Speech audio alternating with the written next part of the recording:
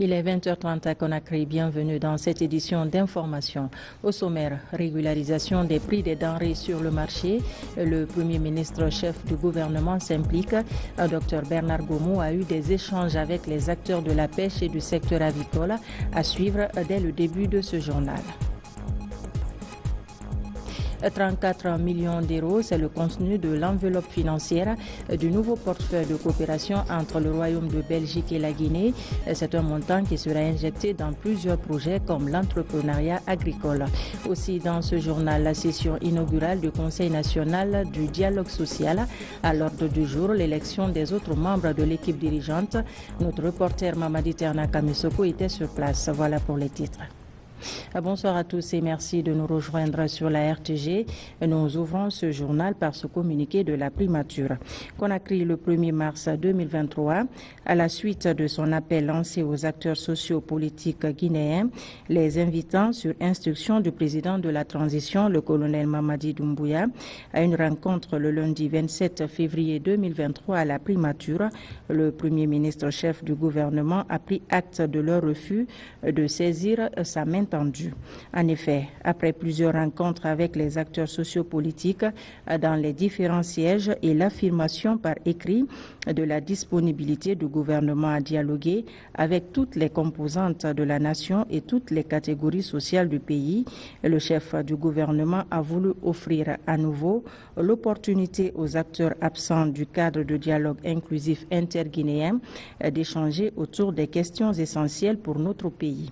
Aujourd'hui encore, le Premier ministre réitère sa main tendue et demande sincèrement à nos compatriotes qui hésitent d'accepter de venir débattre autour de la table de toutes les possibilités de nous mettre ensemble en vue de préserver la paix, favoriser le développement et consolider l'unité nationale.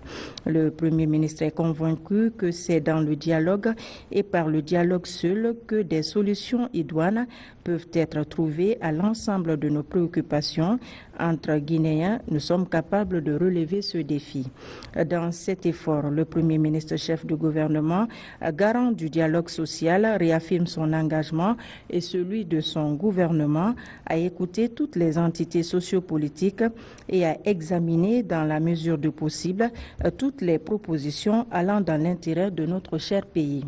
Le Premier ministre exhorte les religieux, les sages, les organisations de femmes, de jeunes et toute autre entité de bonne volonté à se mobiliser pour rassurer nos sœurs et frères encore réticents à entendre raison et revenir mettre au débat leurs réclamations. Pour l'amour de notre patrie et pour une transition apaisée et inclusive, évitons à notre peuple la répétition des événements aux conséquences malheureuses. En tout état de cause, toute forme d'atteinte aux droits des paisibles citoyens, de dégradation des biens privés, des édifices publics obligerait l'État à user de la rigueur de la loi. Signé la primature. Dans l'actualité ce soir, le Premier ministre chef du gouvernement a rencontré ce mercredi les acteurs du secteur agricole et de la pêche. Ils ont échangé sur la stabilisation des prix des produits qui ont connu ces derniers jours une flambée sur le marché guinéen. Compte rendu, Ousmane Bangoura. Le Premier ministre, Dr Bernard Goumou, accompagné de la ministre du Commerce, de l'Industrie et des PME, de la ministre de la Pêche et de l'Économie maritime et celui de l'Agriculture et de l'Élevage, rencontre les acteurs du secteur avicole, de la pêche et du commerce. Objectif, échanger sur la stabilisation des prix des denrées de grande consommation sur le marché guinéen.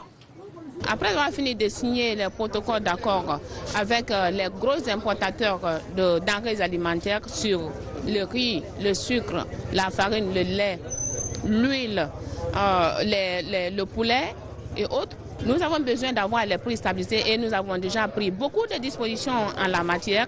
On a créé le corps des agents assermentés qui seront sur le marché pour assurer l'applicabilité du protocole. Face à la hausse vertigineuse des prix du poisson sur le marché, il a été interpellé par la population et il nous a instruit à trouver des solutions idoines avec les opérateurs, Madame la ministre du Commerce et moi-même, pour alléger le panier de la ménagère. Les mesures sont en train d'être mises en place par le gouvernement pour remédier à cela.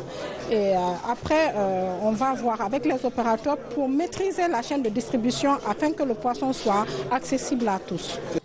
Dans le but de ravitailler le marché guinéen en produits halieutiques, avicoles et agricoles, producteurs, mareyeuses, importateurs et pêcheurs s'engagent à accompagner les autorités dans le cadre d'inonder le marché des produits de qualité avec des prix abordables. Le problème est lié à beaucoup de facteurs, le coût élevé du carburant.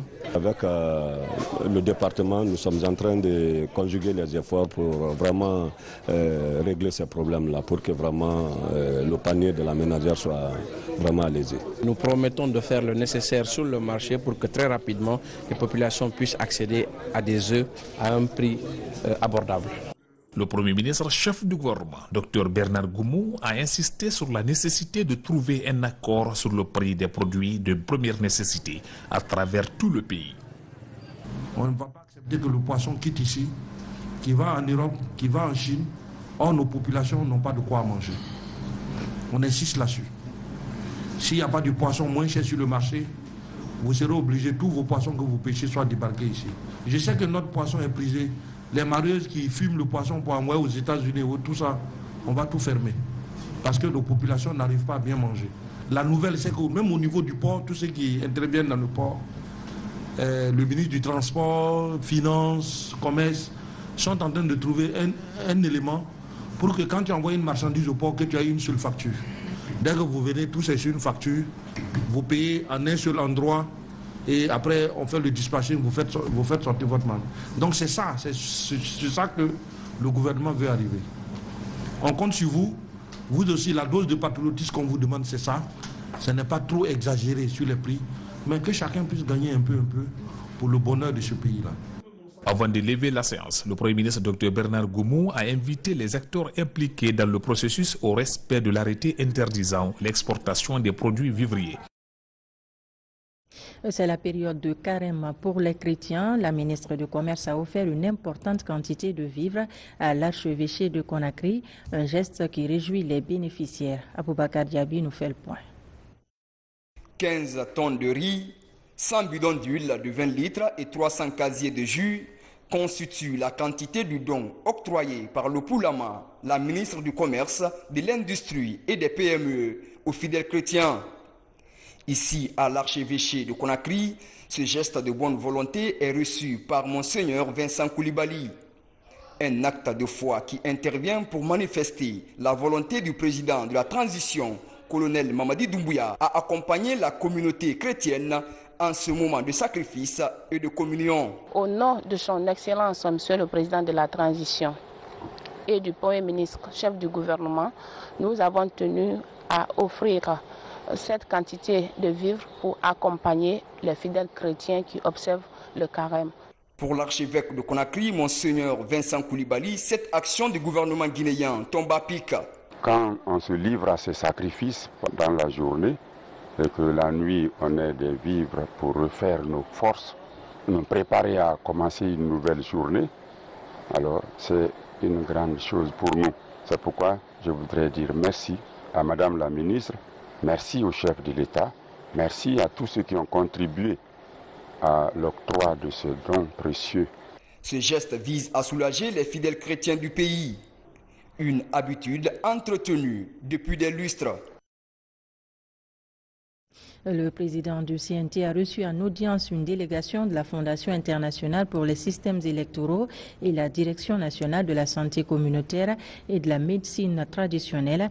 Ces émissaires ont salué les efforts du CNT dans le cadre de l'amélioration des conditions de travail des agents de santé communautaire. Abdoulaye Diallo.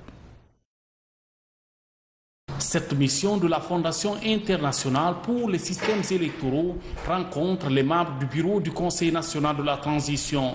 Au milieu des discussions, procéder à l'évaluation de l'analyse des besoins liés au processus électoral. L'action s'inscrit dans le cadre de la mise en œuvre du programme d'appui à la transition et aux processus électoraux en Guinée dénommé STEP. Dans le cadre de ce projet d'appui à la transition et aux processus électoraux, le CNT a une place prépondérante. La place du CNT, c'est d'abord le déploiement par AFS d'un groupe d'experts selon une évaluation qui sera faite par lui-même dans le domaine de la rédaction des textes et aussi dans les conseils techniques pour les permettre de prendre les meilleurs choix et de prendre les options qui permettront de pouvoir rédiger facilement les textes. Peu après cette rencontre, Dr Dansa Kourouma et son équipe échangent avec cette délégation de la Direction nationale de la santé communautaire et de la médecine traditionnelle. Ce sont des acteurs importants pour nous qui travaillent de manière bénévole, qui ne relèvent pas d'une structure institutionnelle. Donc cette loi d'abord recadre les choses parce que ces acteurs communautaires relèvent des communes donc de la décentralisation. Ce sont des fonctionnaires donc locaux des collectivités et cette loi permet donc de les reconnaître. Dans cette salle historique du 28 septembre du Palais du Peuple également, Dr Dansa Kourouma rencontre les imams de Conakry. L'objectif est de présenter à ces leaders d'opinion les grandes réformes de la transition, des chantiers qui contribuent à l'amélioration des conditions de vie des populations guinéennes. Ces imams promettent d'accompagner les autorités à maintenir un climat de confraternité et à préserver la paix pour une transition apaisée et réussie. Et puis le ministre de l'Administration du Territoire et de la Décentralisation s'est entretenu ce mercredi avec l'ambassadeur de l'Allemagne en Guinée. L'objectif est de passer en revue les étapes de la transition, défis et perspectives pour un retour à l'ordre constitutionnel. Abdul Razak Souma, Amadou Touré. Pour s'imprégner des réalités sur la transition guinéenne, l'ambassadeur de l'Allemagne en Guinée est reçu en audience par le ministre de l'Administration du Territoire et de la Décentralisation. Ulrich Meyer-Techt et le ministre Mori Kondé ont passé en revue les différentes étapes de la transition et surtout la volonté du président colonel Mamadi Doumbouya à organiser dans les délais requis les élections pour un retour rapide à l'ordre constitutionnel. Nous sommes prêts d'aider là où on nous demande, sinon nous accompagnons dans la discussion et nous informons, suivons et nous souhaitons de tout cœur que ça réussisse. Je le regarde avec beaucoup d'espoir que ça s'améliore pour la Guinée qui a un retard considérable dans son développement en comparaison avec les pays de la sous-région. Pour sa part, le ministre de l'Administration du Territoire et de la Décentralisation a donné des explications aux diplomates allemands relatives au déroulement de la transition. Mori Kondé a rassuré de la détermination du président de la transition et du gouvernement guinéen à respecter l'engagement tenu envers les instances sous-régionales, africaines et internationales. J'ai précisé que l'un des éléments clés de la mise en œuvre de l'agenda, c'est le recensement administratif en vocation d'état civil, qui déjà, il y a une phase pilote qui est en cours, qui est appuyée par l'Union européenne et l'ENABEL, et qui va être mise à l'échelle dans les mois à venir, qui permettra de doter le pays d'un fichier de l'état civil et d'un fichier d'un registre de la population. Ce registre de la population nous permettra en plus de doter les citoyens de l'extrait de naissance biométrique. Pour ces dernières années, à travers la KfW, l'ambassade d'Allemagne a mis à la disposition de la Guinée la somme de 18,56 millions d'euros pour la construction de 141 écoles primaires en région de Farana. Je vous le disais dans les titres, le Royaume de Belgique accompagne la Guinée dans le financement de plusieurs projets d'intérêt public. À cet effet, 34 millions d'euros ont été mis à la disposition du pays. C'est la ministre du Plan et de la Coopération internationale qui a présidé l'ouverture des travaux sur la session d'information initiée en faveur des partenaires nationaux. Moussa Bangora, Tabansela. Le partenariat Guinée-Belgique se porte mieux. C'est une collaboration qui dure depuis 2015. Le premier accord de coopération dont les projets en cours de mise en œuvre couvrent la période de 2019-2023. Ce nouveau portefeuille est quant à lui axé sur plusieurs autres priorités dont la résilience des populations guinéennes face au choc climatique. et alimentaire. C'est une décision politique belge de continuer à appuyer la Guinée. On est déjà présent avec un programme, un portefeuille actuel. La sécurité alimentaire, c'est une problématique très importante pour un pays comme la Guinée. Et donc on est convaincu avec le potentiel agricole qui est ici en Guinée. En Europe, le Royaume de Belgique est une terre d'accueil des Guinéens établis à l'étranger. Voir ce pays depuis maintenant des années s'intéresser à la Guinée à travers notamment des projets qui incluent la jeunesse et les femmes est un acte qui freine ces couches face à la migration irrégulière. Juste très heureux parce que la cible principale c'est la jeunesse, cette jeunesse qui décide de quitter la Guinée pour aller migrer dans d'autres pays, notamment en Belgique aussi. Donc l'objectif évidemment est de permettre à cette jeunesse de trouver sa stabilité dans le pays, de trouver un emploi et d'être formé et d'être encadré. Donc je peux être que fier et heureux que la coopération belge évidemment participe à ça. Ce nouveau portefeuille de coopération est une parfaite réaffirmation du partenariat Guinée-Belgique, une collaboration qui devra favoriser l'impulsion d'une dynamique soutenue de création d'emplois décents, particulièrement dans les collectivités locales, zones cibles de ce présent financement. Ce nouveau plan cadre de coopération s'aligne sur les priorités du gouvernement, sur les axes prioritaires du programme de référence intérimaire, qui est le cadre d'intervention sur lequel l'État et ses partenaires s'arriment pour le développement durable. Donc nous nous réjouissons, surtout au niveau de la jeunesse, au niveau des femmes, dans le cadre de leur autonomisation. Ce nouveau programme de coopération qui s'ouvrira à la fin du premier accord de partenariat sera exécuté par l'agence de coopération belge ENABEL avec un financement du Royaume de la Belgique. Hors de nos frontières, le ministre de la Justice rencontre aux Nations Unies à New York le sous-secrétaire général de l'Afrique département des affaires politiques et de consolidation de la paix. Les deux personnalités ont parlé de la situation de la transition en Guinée. Envoyé spécial, Makale Souma. C'est une assemblée générale sur la Russie à laquelle tous les pays membres des Nations Unies ont été appelés à se prononcer, avec des débats sur les positions des uns et des autres face à la guerre entre la Russie et l'Ukraine. Parmi les pays présents, la Guinée à travers son ministre de la Justice. La mission conduite par Charles Alphonse Wright a également rencontré dans les bureaux des Nations Unies ici à New York Martha Pobi, la sous-secrétaire générale pour l'Afrique, département des affaires politiques et de consolidation de la paix. Les échanges sont chaleureux et portent sur la transition, la justice, la paix et les droits de l'homme en Guinée.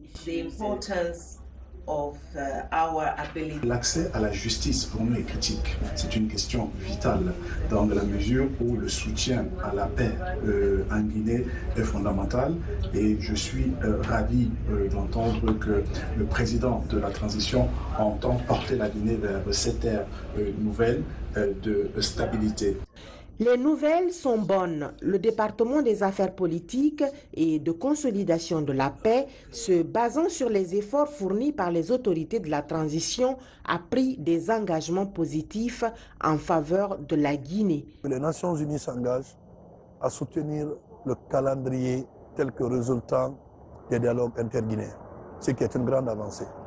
Aujourd'hui, deuxième engagement, ils sont prêts dans le cadre de la mise en œuvre du programme de la consolidation de la paix en Guinée, de financer les projets allant dans ce sens.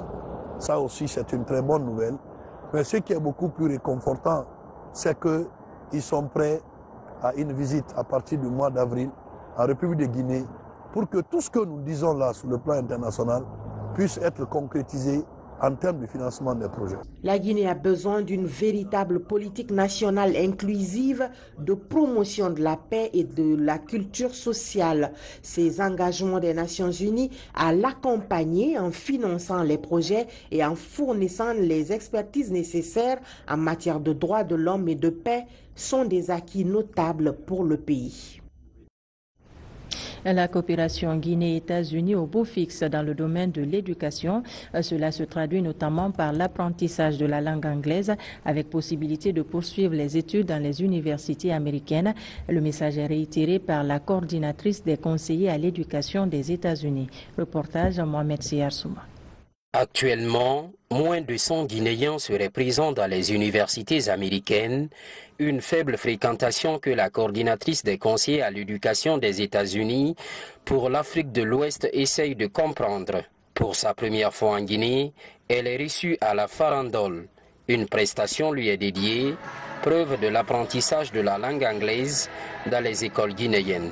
Je veux plus apprendre parce que je sais que là, mon niveau n'est pas assez haut. Le level n'est pas assez haut. Je préfère mieux apprendre l'anglais et me retrouver de l'autre côté, aux États-Unis.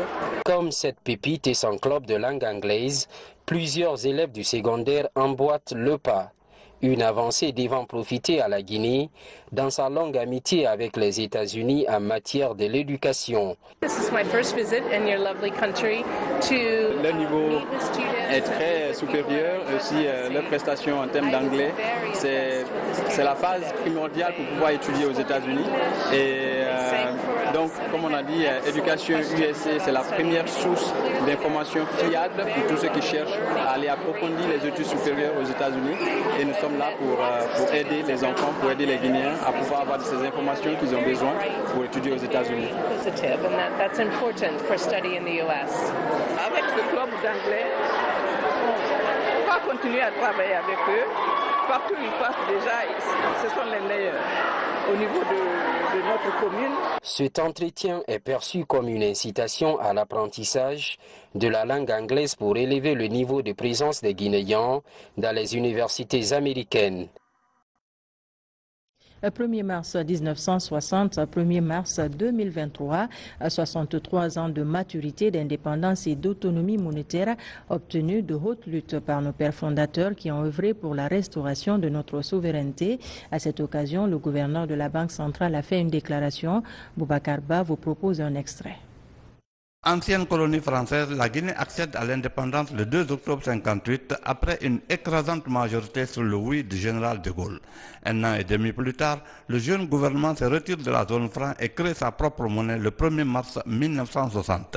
63 ans après, les autorités de la Banque centrale se souviennent des efforts de nos devanciers qui ont su imprimer une autonomie monétaire dans le pays. Cette monnaie que nous avons le plaisir de célébrer aujourd'hui a permis jadis aux vaillants pionniers de l'édification de notre jeune nation, de parachever le combat de la souveraineté nationale. 63 ans de la monnaie guinéenne que nous célébrons aujourd'hui sont très riches en succès qui font de cette monnaie l'une des plus fortes de la sous-région en 2022. Depuis la rectification institutionnelle amorcée le 5 septembre 2021, le franc guinéen continue de s'apprécier. Ces résultats, qui sont à l'actif de la refondation prônée par son Excellence, Monsieur le Président de la Transition, permettent de renforcer la confiance des agents économiques à notre monnaie nationale, gage du décollage économique et social. Je vous assure que cette mission est pleinement assumée par la Banque centrale. En effet, malgré le contexte de la crise ukrainienne et la pandémie de Covid-19, le taux d'inflation est passé de 12,6% en décembre 2021 à 8,6% en décembre 2022. L'appréciation du franc guinéen a fortement contribué à atténuer les effets de l'inflation importée et à protéger le pouvoir d'achat de nos populations. Le gouverneur de la banque prévoit de bonnes performances en 2023 avec un taux de croissance de 6,1% contre 5,3% en 2022. Mieux, la Banque centrale compte par l'achat d'or renforcer les réserves de change, assurer la fiabilité des agrégats monétaires et bancaires tout en luttant contre la contrefaçon et le blanchiment des capitaux. Karamo Kaba a loué les efforts des autorités de la transition pour les brillants résultats enregistrés dans la stabilisation de la monnaie. On en vient à présent à ce premier comité de pilotage du projet agricole Guinée-Italie. Cette coopération vient améliorer l'attractivité du monde rural par la promotion du maraîchage. Le montage de business plan est l'une des activités programmées pour un financement de 5 millions d'euros. Nabila Moussa Kamara, Foudé Kamara. Le projet agricole Guinée-Italie dévoile son plan de travail et budget annuel 2023 avec le credo de soutenir l'auto-emploi des jeunes et des femmes. Des centaines de périmètres maraîchers doivent être valorisés pour augmenter les rendements. C'est un projet qui était dans les pipelines depuis quelques années et grâce à l'offensive diplomatique verte de monsieur le ministre en charge des Affaires étrangères, Dr Maurice Sanda, les négociations ont été finalisées rapidement et aujourd'hui on est là dans le cadre du lancement de ce projet. C'est un don de 4,5 millions d'euros de la part du gouvernement italien et de 500 000 euros de contribution de l'État guinéen qui vont directement en faveur des femmes à Conakry et à Kankan, dont je parle des deux régions. Et ce qui va se faire avec ce projet-là, ce sont les aménagements de 300 hectares de domaines agricoles et l'appui aux femmes en termes d'intrants agricoles pour booster la production maraîchère. Cet instrument de coopération agricole, Guinée-Italie prévoit les mesures d'accompagnement liées à l'accès aux équipements et le renforcement des comités de gestion. C'est un projet qui va mettre en place, réaliser ou réhabiliter des périmètres maraîchers dans la région de Kankan et dans la zone spéciale de Conakry. Et les cibles principalement, c'est des femmes, des jeunes et aussi des personnes en situation de handicap. C'est quelque chose sur lequel, en accord avec les gouvernements et les ministères de la Guinée, on a beaucoup insisté d'aller essayer d'améliorer les conditions de vie des femmes et des personnes vivant avec handicap. Le projet a essentiellement, de façon programmatique, des composantes. La première composante, c'est le renforcement des sites maraîchers existants et même les nouveaux, et encore l'autopromotion d'emploi et la promotion du genre. Il y a aussi, à travers le maraîchage et le fonds revolving. Le projet agricole Guinée-Italie vient appuyer les personnes vulnérables évoluant dans le maraîchage dans les zones de Kankan et Conakry. Un projet réparti en des composantes quasiment orientées vers l'autonomisation féminine. Pendant ce temps, dans la savane guinéenne, des initiatives se multiplient pour atteindre l'autosuffisance alimentaire. Le programme intégré de développement et d'adaptation au changement climatique dans le bassin du Niger se développe. Il touche les berges du fleuve Milo pour réhabiliter les plaines hydro-agricoles. La CR de Bankala est l'une des bénéficiaires. Diamoukaba. Les villages situés le long du fleuve Milo, la commune rurale de Bankala. Depuis la nuit des temps, la localité possède un immense potentiel agricole inexploité à cause des aléas du changement climatique. La volonté politique vient tourner la page à travers le programme intégré de développement et d'adaptation au changement climatique dans le bassin du Niger.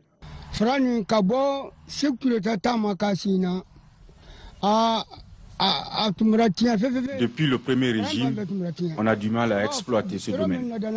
Pendant l'hivernage, l'inondation aussi nous fatigue. Avec l'arrivée de ce projet, nous disons merci au président.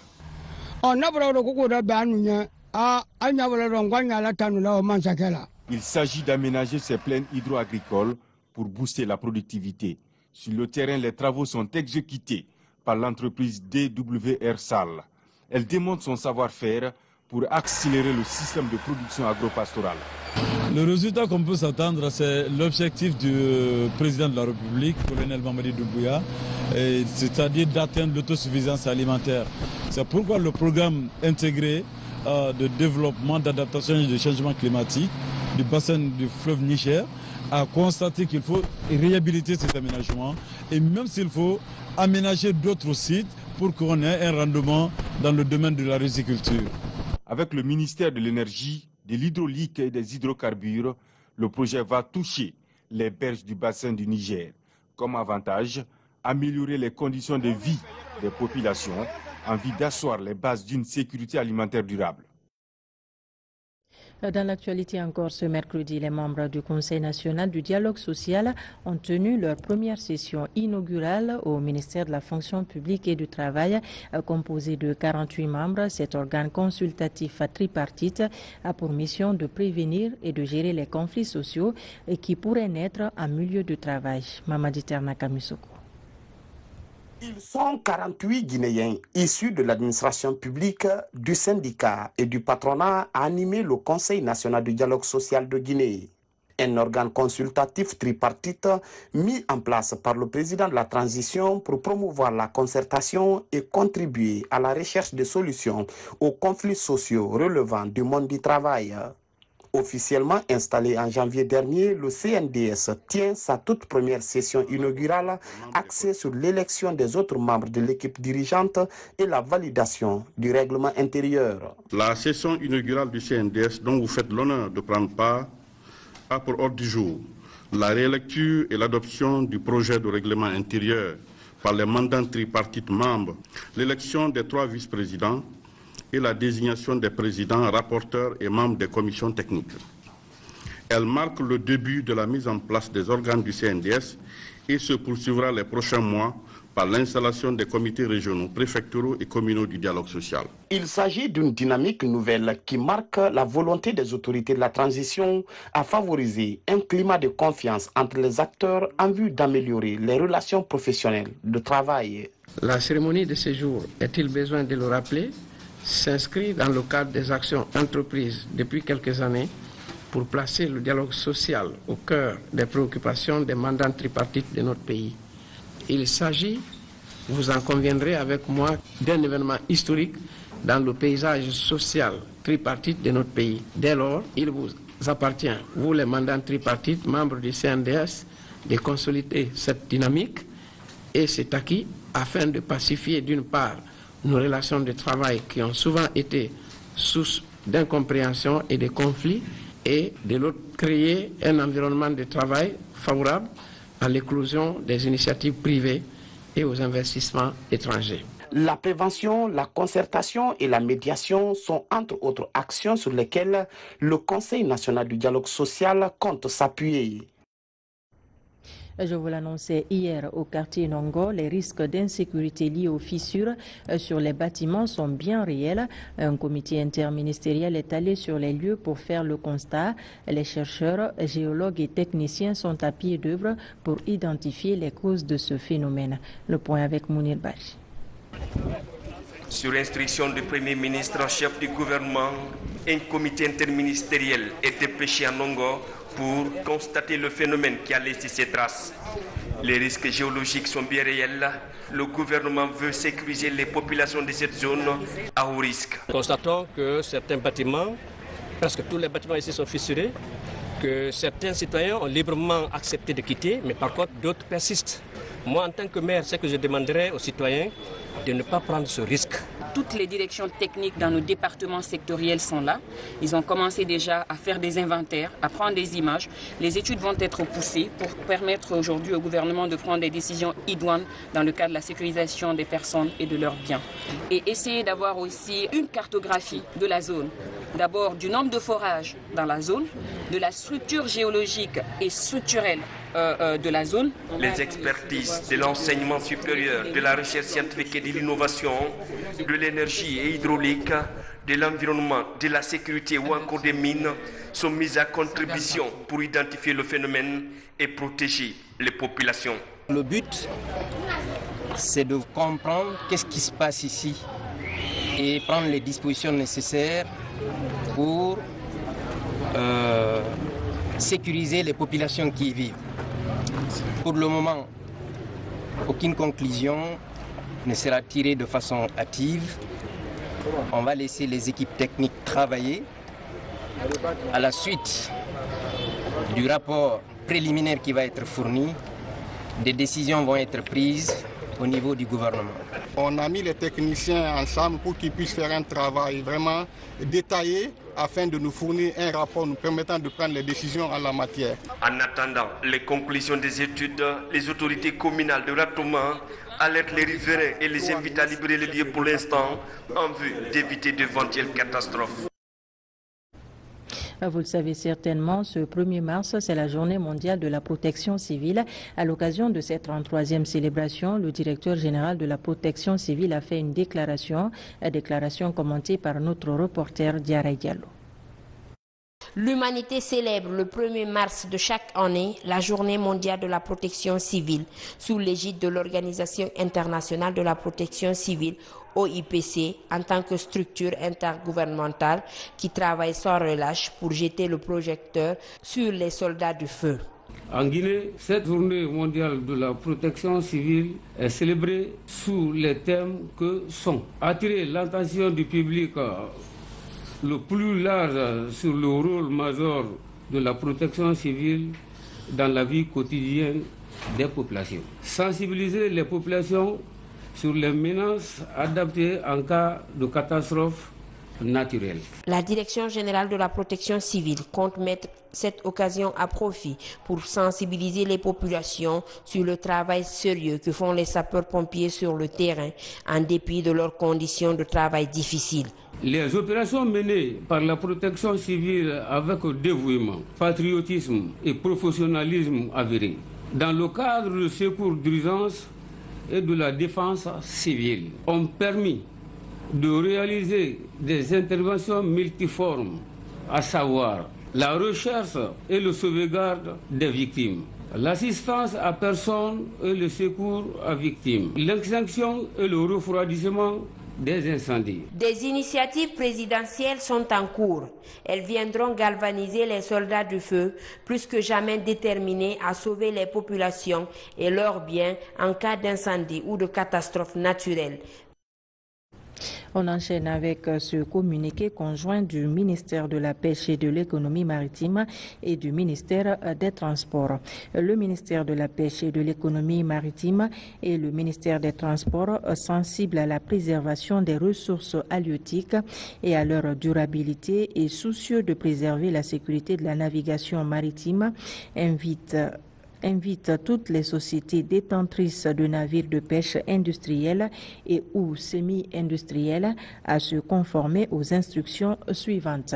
1. Pour les navires battant pavillon étranger et non titulaires d'autorisation de pêche en séjour dans les zones maritimes sous souveraineté aux juridictions guinéennes au cours de la présente campagne de pêche, à quitter la ZEE guinéenne au plus tard le 31 mars 2023, délai de rigueur.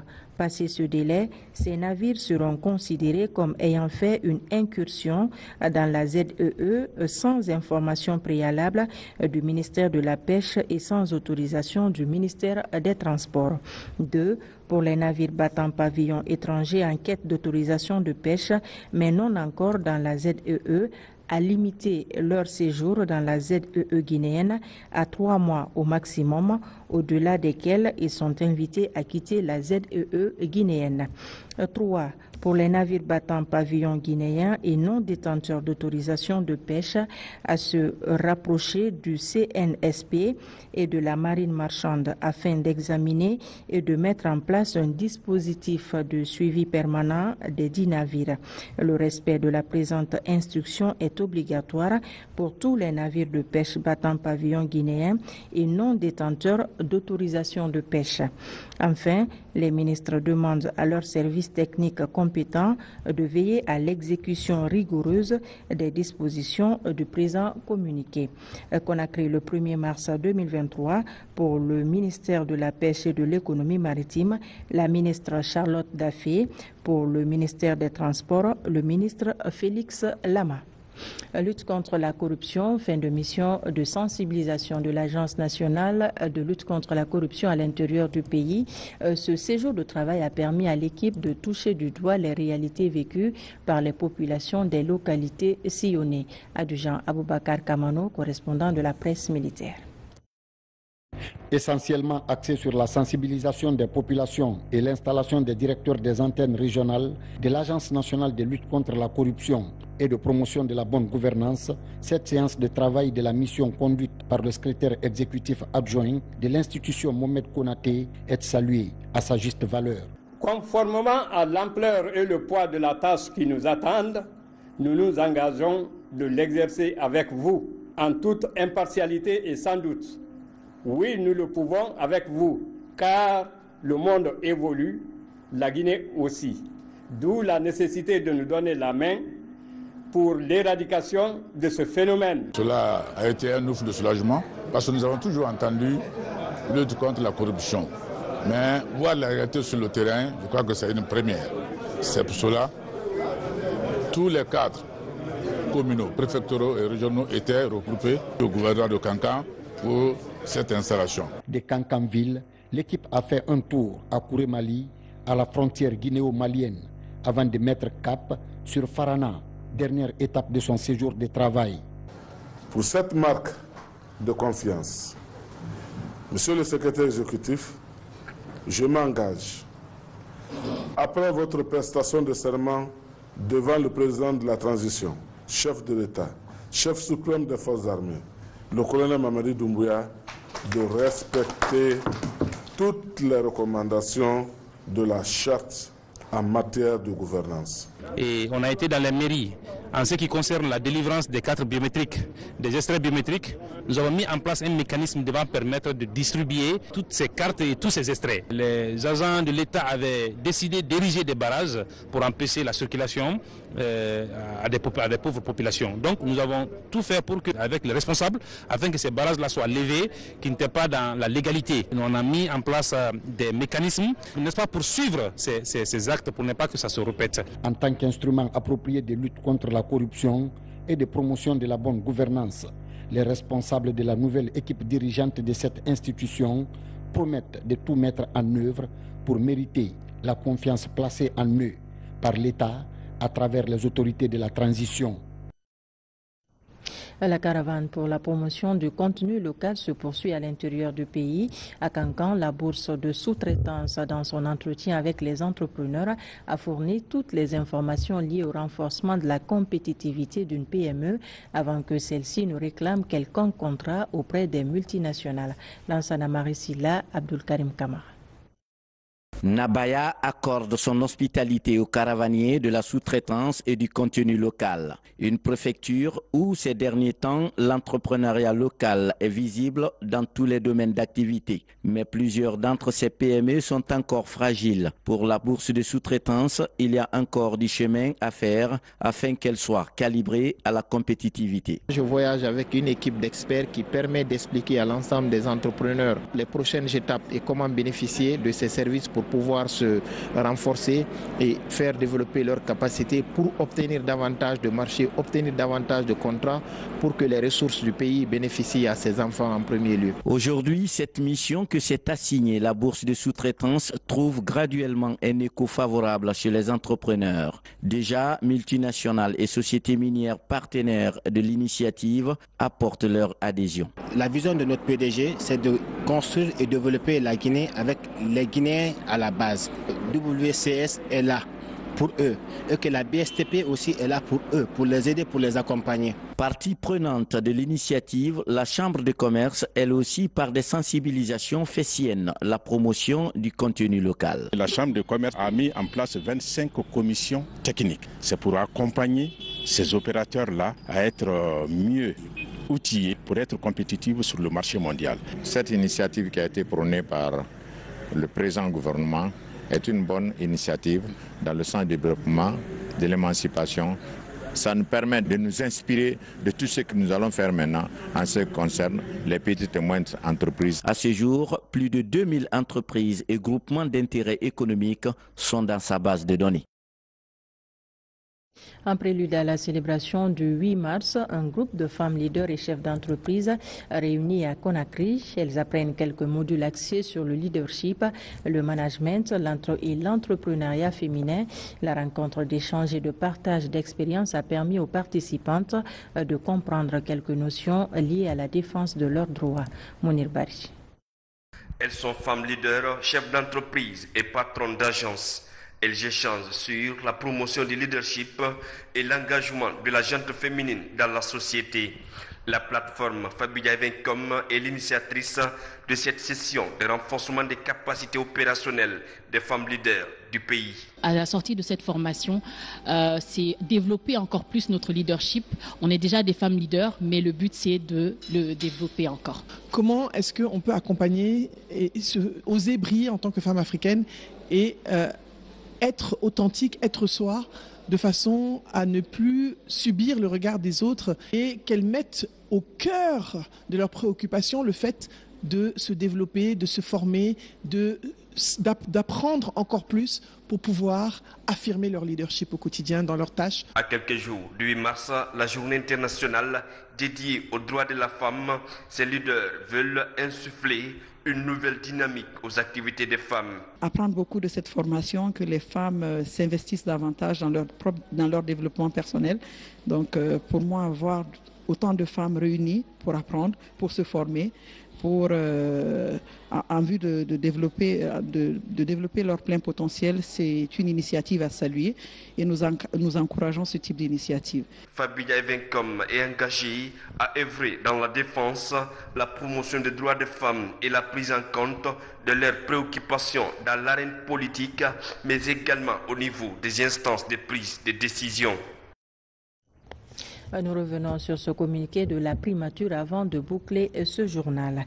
Conakry le 1er mars 2023, à la suite de son appel lancé aux acteurs sociopolitiques guinéens, les invitant sur instruction du président de la transition, le colonel Mamadi Doumbouya, à une rencontre le lundi 27 février 2023 à la primature. Le Premier ministre chef du gouvernement a pris acte de leur refus de saisir sa main tendue. En effet, après plusieurs rencontres avec les acteurs sociopolitiques dans les différents sièges et l'affirmation par écrit de la disponibilité du gouvernement à dialoguer avec toutes les composantes de la nation et toutes les catégories sociales du pays, le chef du gouvernement a voulu offrir à nouveau l'opportunité aux acteurs absents du cadre de dialogue inclusif interguinéen d'échanger autour des questions essentielles pour notre pays. Aujourd'hui encore, le Premier ministre réitère sa main tendue et demande sincèrement à nos compatriotes qui hésitent d'accepter de venir débattre autour de la table de toutes les possibilités de nous mettre ensemble en vue de préserver la paix, favoriser le développement et consolider l'unité nationale. Le Premier ministre est convaincu que c'est dans le dialogue et par le dialogue seul que des solutions idoines peuvent être trouvées à l'ensemble de nos préoccupations. Entre Guinéens, nous sommes capables de relever ce défi. Dans cet effort, le Premier ministre, chef du gouvernement, garant du dialogue social, réaffirme son engagement et celui de son gouvernement à écouter toutes les entités sociopolitiques et à examiner dans la mesure du possible toutes les propositions allant dans l'intérêt de notre cher pays. Le Premier ministre exhorte les religieux, les sages, les organisations de femmes, de jeunes et toute autre entité de bonne volonté à se mobiliser pour rassurer nos sœurs et frères encore réticents à entendre raison et venir mettre au débat leurs réclamations. Pour l'amour de notre patrie et pour une transition apaisée et inclusive, évitons à notre peuple la répétition des événements aux conséquences malheureuses. En tout état de cause, toute forme d'atteinte aux droits des paisibles citoyens, de dégradation des biens privés, des édifices publics, obligerait l'État à user de la rigueur de la loi. Signé la primature. Et c'est la fin de ce journal. Merci de nous avoir reçus chez vous. Nos programmes se poursuivent sur le www.rtgcoloma.info. À demain.